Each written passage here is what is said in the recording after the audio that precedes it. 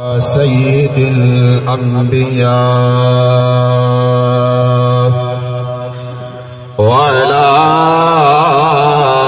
آله وأصحابه أولي الصدق والصفاء.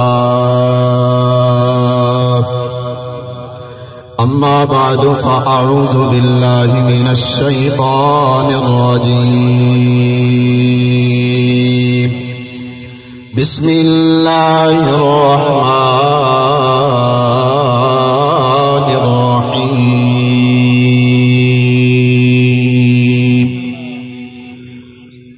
قد أفلح من تزكى وذكر اسم ربه فصلى. قال الله تبارك وتعالى في مقام آخر: كل نفس ذائقة الموت. آمنت بالله صدق الله مولانا العظيم. صدق وبلغنا رسوله النبي الأمي الحبيب الكريم. إن الله وملائكته يصلون على النبي يا أيها الذين آمنوا صلوا عليه وسلموا تسليما.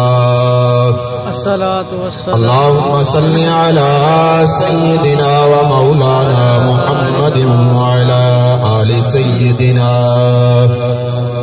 ومولانا محمد وبارك وسلم عليه. سارے احباب ایک دفعہ مل کے درود پاک پڑھ لیجئے. الصلاۃ والسلام علیک یا سیدی یا رسول اللہ وعلی آلک واصحابک یا رحمت للعالمین.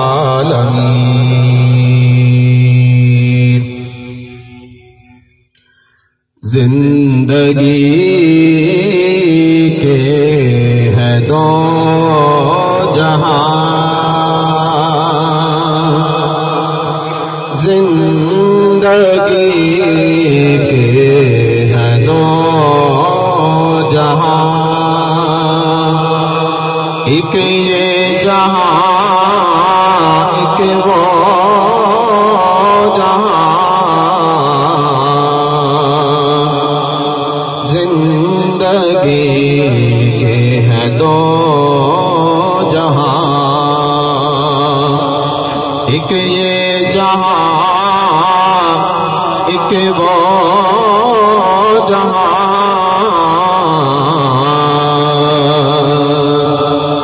ان دو جہاں کے درمیان،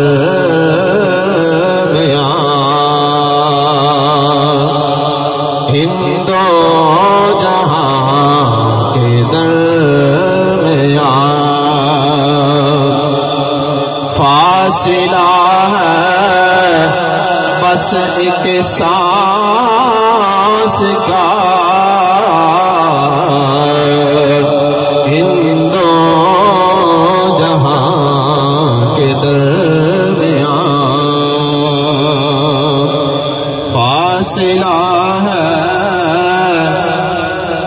بس ایک سانس کا.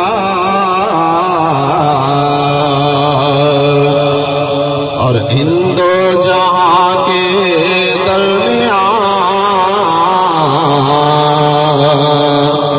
مالا پرولو درود کی. ان دو جہاں کے درمیان مالا پرولو درود کی.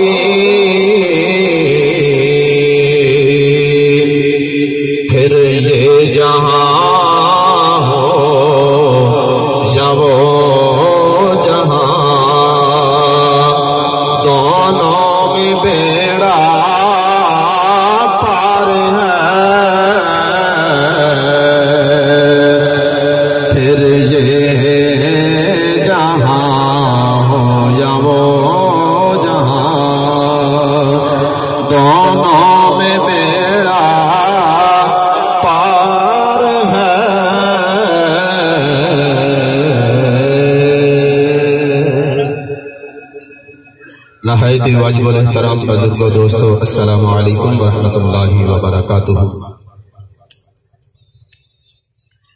آج ہم تمامی احباب اپنے بہت ہی معزز و مکرم بزرگ حضرت علامہ مولانا حافظ کرم علی قمر صاحب سیالوی رحمۃ اللہ تعالی علیہ، آج ان کی اصال ثواب کی اس محفل کے اندر حاضر ہیں۔ احباب گرامی، انسان کو رب العالمین یہ زندگی عطا فرماتا ہے اور ایک مخصوص وقت کے بعد جب ہمارا وقت مقرر آ جاتا ہے تو چاہے جتنا بھی بڑے سے بڑا انسان ہو، ایک نہ ایک دن اس نے اس جہان سے ضرور جانا ہے۔ حالانکہ حضور علیہ الصلوۃ والسلام کی ذات والا صفات وہ ذات ہے کہ کائنات ارضی کے اندر کوئی ایسا مائی کا لال جمع ہی نہیں نہ جم سکتا ہے جو حضور علیہ الصلوۃ والسلام کے مقام و مرتبہ تک پہنچنا تو دور کی بات ہوتا ہے، کوئی سوچ بھی سکے۔ جب حضور علیہ الصلوۃ والسلام کی ذات والا صفات کا آخری وقت آ گیا، حضور علیہ الصلوۃ والسلام اس جہان سے اگلے جہان کی طرف روانہ ہو گئے۔ صحابہ کے اندر بہت دکھ اور افسوس کی وہ گھڑیاں تھیں کہ اب وہ جو اللہ رب العالمین کے کرم اور رحمت کی برسات ہر لمحہ ہمارے اوپر ہوا کرتی تھی، آج وہ ہماری آنکھوں سے غائب ہونے جا رہی ہے۔ جب حضرت عمر فاروق رضی اللہ تعالی عنہ آپ کو علم ہوا کہ مدینہ میں یہ اعلان ہو گیا حضور اس جہان سے رخصت ہو گئے، حضور وفات پا گئے، حضرت عمر فاروق رضی اللہ تعالی عنہ چونکہ بڑے جلال والے انسان تھے اور آپ کسی دنیا دار سے ڈرنے والے نہیں تھے، بلکہ دنیا دار تو کجا ہوتا ہے، شیطان بھی آپ سے جب دیکھتا تھا آپ کے سائے سے بھاگ جاتا تھا۔ حضرت عمر فاروق رضی اللہ تعالی عنہ کو جب علم ہوا کہ حضور علیہ الصلوۃ والسلام کی وفات ہو گئی، آپ تلوار لہرا کر حضور علیہ الصلوۃ والسلام کا جہاں روضہ اقدس ہے وہاں پر کھڑے ہو گئے۔ آپ نے کہا خبردار کوئی انسان آج یہ کہے کہ حضور نعوذ باللہ فوت ہو گئے، حضور علیہ الصلوۃ والسلام زندہ ہیں، ہمیشہ کے لیے زندہ رہیں گے۔ جب حضرت عمر فاروق رضی اللہ تعالی عنہ کے جلال کو لوگوں نے دیکھا اور آپ کی ہیبت کی وجہ سے سارے لوگ خاموش ہو گئے کہ یار اب کسی نے نہیں کہنا ہے کہ حضور نعوذ باللہ فوت ہو گئے ہیں۔ جب یہ بات صدیق اکبر رضی اللہ تعالی عنہ تک پہنچی، اس وقت چونکہ صدیق اکبر مدینہ پاک میں نہیں تھے، جب آپ مدینہ پاک میں حاضر ہوئے پتہ چلا کہ حضور علیہ الصلوۃ والسلام کا ظاہری وصال ہو گیا اور عمر فاروق رضی اللہ تعالی عنہ اس جاہ و جلال کے ساتھ تلوار میام سے نکال کر سر بازار کھڑے ہیں کہ جس نے کہا حضور فوت ہو گئے ہیں میں اس کا سر قلم کر دوں گا۔ حضرت عمر فاروق رضی اللہ تعالی عنہ کو جب صدیق اکبر نے دیکھا تو آپ نے فرمایا اے عمر فاروق، یہ تم کیا بات کر رہے ہو؟ اللہ رب العالمین کا جو حکم ہوتا ہے وہ ہو کر رہتا ہے۔ کل نفس ذائقۃ الموت، ہر ذی روح چیز نے موت کا ذائقہ چکھنا ہے۔ اور تب حضور علیہ الصلوۃ والسلام کے اوپر یہ جو آیا مقصہ نازل ہوئی تھی، حضرت عمر فاروق رضی اللہ تعالی عنہ کو علم نہیں تھی، حضرت صدیق اکبر نے یہ آیا مبارکہ پڑھی، ما کان محمد ابا احد من رجالکم ولکن رسول اللہ وخاتم النبیین وکان اللہ بکل شیء علیما۔ اے عمر فاروق، تم نے کیا یہ آیا مقصہ نہیں پڑھی کہ حضور کسی کے باپ نہیں ہے، حضور خاتم النبیین ہیں، آپ ہمیشہ کے لیے اللہ کے نبی اور رسول بن کر اس جہان میں رہیں۔ ظاہری طور پر حضور اس جہان میں ہمیشہ نہیں رہیں گے، بلکہ حضور علیہ الصلوۃ والسلام کی ذات کے اوپر بھی وہ آخری وقت آیا اور اس جہان سے حضور علیہ الصلوۃ والسلام کی ذات والا صفات ظاہری طور پر پردہ فرما گئی۔ اگرچہ آج بھی نبوت و رسالت کہ وہ جو چشم نبوت تھی جس طرح اس ظاہری جہان میں فیض بانٹ رہی تھی، آج قبر انور میں اس سے بھی بڑھ کر بانٹ رہی ہوگی۔ تو یہ اللہ رب العالمین کا فیصلہ ہوتا ہے اور اسی کا حکم ہوتا ہے۔ جو کل جہاں تک ہمارے درمیان ان سٹیجوں کے اوپر ان کل کی محافل کے اندر ہماری داد رسی کیا کرتے تھے، ہماری محافل کل کی زینت بنا کرتے تھے، آج ہمارے سامنے نہیں ہے۔ اور اکثر وہ بھی یہ بات کرتے تھے، ہم یہ بات اکثر علماء یہ کرتے رہتے ہیں کہ آج ہمیں اس بات کا علم نہیں ہے کہ آج اب جہاں میں کھڑا ہوں تو کیا آگے والی کل شریف ہو سکتا ہے میری ہی آ جائے، کسی کو کچھ علم نہیں ہے۔ تو یہی وہ باتیں کرتے کرتے آج ہماری آنکھوں سے چلے گئے۔ کسی کو کچھ علم تھا کہ کرملی صاحب نے چلے جانا ہے؟ تو جب اللہ کا حکم آ جاتا ہے تو اس وقت یہ سارے فیصلے رب العالمین کے پورے ہوتے ہیں۔ تو اللہ رب العالمین حضرت علامہ صاحب کی جو زندگی ہے اس کو اپنی بارگاہ میں شرف قبولیت عطا فرمائے، اور اس کے اندر جتنی بشری خطائیں ہوئی ہیں رب العالمین ان کے اوپر اپنا پردہ فرما کر اور ان کی خدمت دین کو اپنی بارگاہ میں قبول فرمائے۔